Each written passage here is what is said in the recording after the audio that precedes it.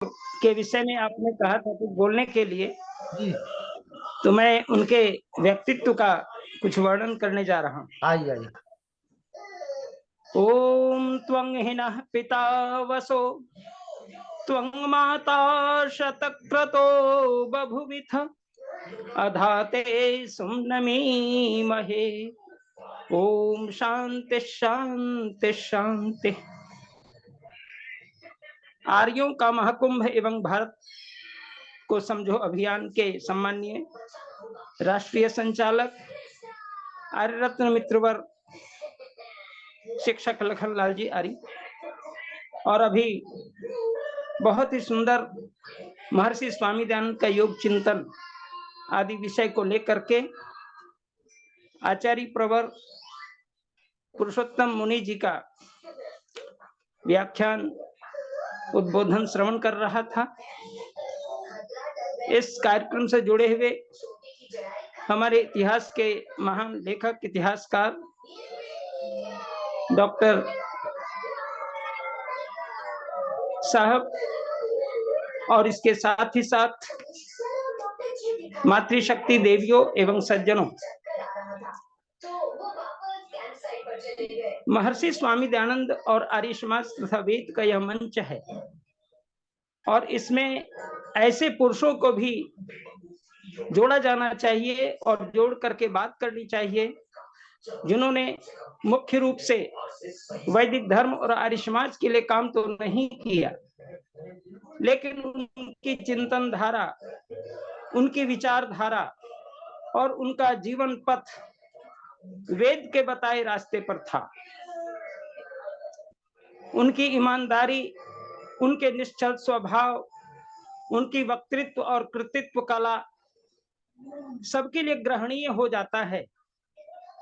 ऐसे दिव्य पुरुष के रूप में जिन्होंने अपने संपूर्ण जीवन को एक राजनीतिक जीवन में रखा, लेकिन अपने व्यावहारिक जीवन को, सामाजिक जीवन को और राजनीतिक जीवन को जननायक के रूप में प्रस्तुत किया। ऐसे महानायक के रूप में राजनीति के धुरंधर और ईमानदारी शब्द की पराकाष्ठा तक पहुंचने वाले हम आज जिनकी चर्चा करने जा रहे हैं, लोकनायक कर्पूरी ठाकुर, जो बिहार की धरती के लाल थे और समस्तीपुर जिले में पितौंझिया ग्राम में उनका सन 14 जनवरी 1924 को हुआ था। ये एक बहुत गरीब परिवार से थे। इनके पिता सीमांत किसान थे और रोजी रोटी इनके पैसे का कार्य था। लेकिन ध्यान दें, जननायक कर्पूरी ठाकुर भारत के महान स्वतंत्रता सेनानी थे, एक शिक्षक थे, एक राजनीतिज्ञ थे और बिहार के दूसरे उप मुख्यमंत्री तथा 2 बार मुख्यमंत्री पद को सुशोभित करने वाले नेता थे। और अपनी लोकप्रियता के कारण वे जननायक नाम से घोषित किए गए और पूरा देश उन्हें जननायक के रूप में ही मानता और जानता है। उनके राजनीतिक गुरु की चर्चा की जाए, उनके आदर्श की चर्चा की जाए, तो उनके राजनीतिक गुरु में हम लोकनायक जयप्रकाश नारायण को जान रहे हैं और समाजवादी चिंतक डॉक्टर राम मनोहर लोहिया उनके राजनीतिक गुरु थे, और राम सेवक यादव जी एवं मधुलिबाई जैसे दिग्गज उनके साथी थे। इसके साथ ही साथ हमारे माननीय श्री लालू प्रसाद यादव, माननीय श्री नीतीश कुमार जो भी मुख्यमंत्री हैं, और पूर्व उप मुख्यमंत्री भी लालू प्रसाद यादव जी रहे हैं, रामविलास पासवान जो केंद्रीय मंत्री रहे हैं, और सुशील कुमार मोदी जो उप मुख्यमंत्री और अभी सांसद हैं राज्यसभा बीजेपी के, वे सभी उनके राजनीतिक शिष्य थे। और लालू प्रसाद, नीतीश कुमार, रामविलास पासवान और सुशील कुमार मोदी वे चारों नेता जिनकी चर्चा मैं कर रहा हूं, वे राजनीतिक गुरु थे, अर्थात कर्पूरी ठाकुर को वे राजनीतिक गुरु मानते थे। निसंदेह उनकी जो शिष्य परंपरा इतनी प्रगाढ़ रही कि उनके जीवन काल में जो पथ का कार्य था उनके शिष्यों ने आगे बढ़ाया। लेकिन कर्तव्य निष्ठा के बल पर यदि विचार किया जाए तो ईमानदार खास नेताओं में माननीय श्री नीतीश कुमार खरे उतरे हैं और सुशील कुमार मोदी जी का भी स्थान है। रामविलास पासवान जी ने भी गरीब गुरुओं के काम काए और उन्होंने भी अपने जीवन में अच्छे काम किए, लेकिन ईमानदारी और विलासिता उनके जीवन को छू न सकी। वे थे हमारे माननीय जननायक कर्पूरी ठाकुर जी। वे 2 बार बिहार के मुख्यमंत्री रहे और सबसे बड़ी बात ये बता दूं कि उनका जो 2 वर्ष का काल बहुत लंबा नहीं रहा है। 21 जून 1977 से 21 अप्रैल 1979 तक वे पहली बार मुख्यमंत्री बने थे और उसके बाद दूसरी बार जब वो बने तो उसमें पहली बार जो उन्होंने वो बने थे 22 दिसंबर 1970 से लेकर के 2 जून 1971 तक, ये पहली बार का है, और दूसरी बार का है 24 जून 1977 से 21 जून 1979 तक। ये लगभग 2 वर्ष और इधर लगभग 1 वर्ष का समय, बहुत लंबा कार्यकाल नहीं रहा है।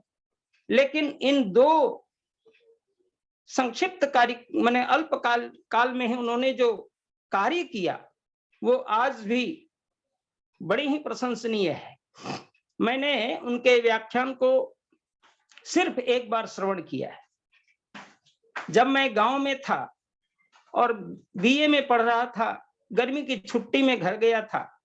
भवानीपुर हाई स्कूल के, जो पूर्णिया जिले का प्रसिद्ध हाई स्कूल भवानीपुर पड़ता है, भवानीपुर हाई स्कूल के ग्राउंड में उनका व्याख्यान 84 ईस्वी को हुआ था और गांव के बहुत सारे लोग गए थे, पढ़े लिखे विद्वान से लेकर के किसान, गरीब, मजदूर, भारी उपस्थिति थी और उनका व्याख्यान इतना सधा हुआ था, इनके बोलने के ढंग इतने सधे हुए थे, ये वक्तृता के ऐसे अनमोल रत्न थे।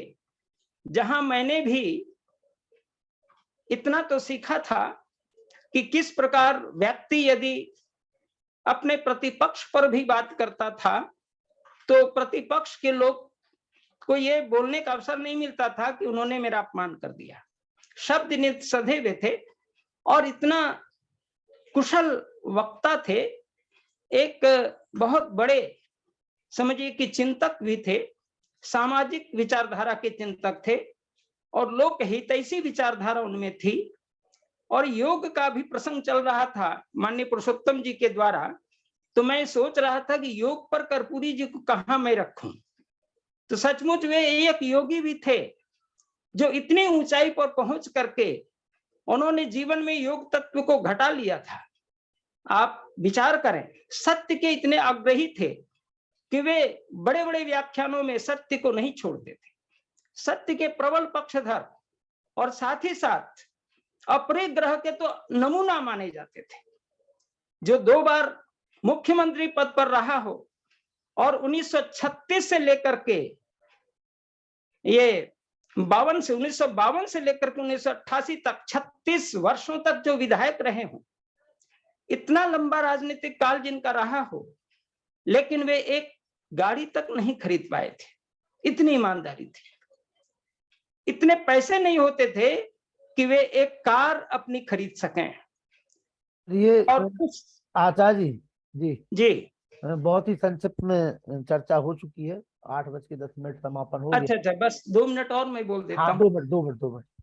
और उसमें एक मैं बात कर रहा हूँ, जब उनकी बेटी का विवाह था तो उनकी बेटी के विवाह में उन्होंने रांची में विवाह वर को देखने के लिए गए थे, गाड़ी नहीं थी तो एक जीप को उन्होंने करके गए और जीप करके आए। फिर वो होने लगी कि कहाँ उनका विवाह होना चाहिए, वो चाहते देवघर के मंदिर में हो जाए ताकि कम खर्च में विवाह निपट जाए। और इसके साथ उनकी पत्नी चाहती थी गांव के पिनौजिया में हो। निर्णय हुआ गांव के पिनौजिया में विवाह हो गया, लेकिन उन्होंने हिदायत दी थी कि मेरे इस विवाह में कोई भी राजनेता नहीं पधारेंगे और कोई भी विमान सहरसा और खास करके दरभंगा के किसी हवाई अड्डे पर नहीं उतरेगा। कोई भी उनके सुरक्षा कर्मी नहीं गए थे। इतना सरल सादगी से विवाह हुआ था, जो कि समझे बड़ा, आज की राजनीति पर विचार करें तो बड़े ही अनमोल रत्न के रूप में उनका जीवन काल रहा है। निसंदेह ऐसे राजनीति के धनी से आज भी शिक्षा लेने की जरूरत है, और बड़े कुशाग्र बुद्धि के भी थे। और सबसे बड़ी बात उनकी मैं बता दूं कि वो जो राजनीतिक जीवन उनका रहा है, उसमें वो हिंदी के प्रचार प्रसार के लिए भी बहुत काम करने में लगे हुए थे। समाजवादी विचारधारा तो थी ही, और कृषि का सही लाभ किसानों तक पहुंचाना उनका मुख्य उद्देश्य था। और पिछड़े वर्ग जो उनको अधिकार से वंचित लोग समझते थे, उनको अधिकार दिलाने में भी उनकी बड़ी भूमिका रहती थी। और इस प्रकार एक यादाश्त के भी धनी मैं उनको मानता हूं, क्योंकि कर्पूरी जी को कुछ लिखाते समय नींद आ जाती थी, और नींद आती थी तो फिर वो सो जाते थे उसी समय, और उसके बाद फिर उठते थे, और जहां जो शब्द वो छोड़ के गए थे फिर उसी शब्द से वो बोलना शुरू कर देते थे, पूछते भी नहीं थे कि आगे क्या मैंने छोड़ा था। तो ये यादाश्त के धनी थे। तो निश्चित रूप से उनका जीवन एक यौगिक जीवन रहा है, और अपनी ग्रह के इतने जीवन के घटाए हुए रत्न थे जिनकी प्रशंसा की जानी चाहिए। निसंदेह उनका जीवन आज भी अनुकरणीय आदर्श को प्रस्तुत करता है, और उनका संपूर्ण जीवन को कम से कम हम आर्य जन जो अपने को वेद और आर्य और महर्षि स्वामी दयानंद के पक्षधर मानते हैं, उनको भी कर्पूरी जी के जीवन से जहां तक हो उनके अच्छे गुणों को धारण करना चाहिए। व्यक्ति तो सत्य गुण को धारण करने वाला ही होना चाहिए, और उनके विचारधारा उनकी जो थी वो सबको लेकर के आज भी चलने की आवश्यकता है राजनीति के अंदर। इन भावनाओं के साथ मैं एक विशेष रूप से ये कहना चाहूंगा कि वो जब तक रहे उन्होंने एक कट्ठा जमीन भी पटना में नहीं लिया था। लोग कहते थे कि सरकारी आप बहुत बड़े 2-2 बार मुख्यमंत्री रहे और अभी मुख्यमंत्री हैं, तो आप ऐसा करिए कि आप कुछ जमीन ले लीजिए, 1 कट्ठा 2 कट्ठा 5 कट्ठा। तो बोले कि क्या करूंगा जमीन लेकर, का बच्चे कैसे रहेंगे, का बच्चे वो जाने, बच्चे क्या करेंगे उसमें मुझे कहने की आवश्यकता नहीं है।